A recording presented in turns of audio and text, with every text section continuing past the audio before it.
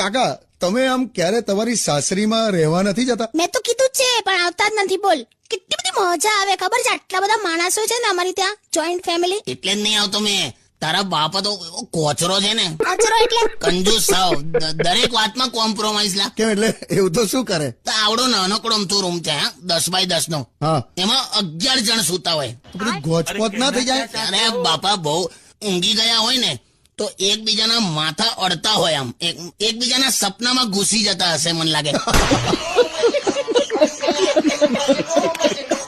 અને એ રૂમમાં છે ને એક પંખો છે, મારા સસરાને એના લગ્નમાં મળ્યો હતો. એ તો મને મમ્મીના મામાએ લગ્નમાં આપ્યો તો. હવે જે હોય તે, પણ એ પંખો એટલો બધો અવાજ કરે છે ને, એમ વાવ વાવ વાવ વાવ, ખડક ખુડ ખુડ ખુડ ખુડ, વાવ વાવ વાવ, ખુડ ખુડ ખડાક ખુડ.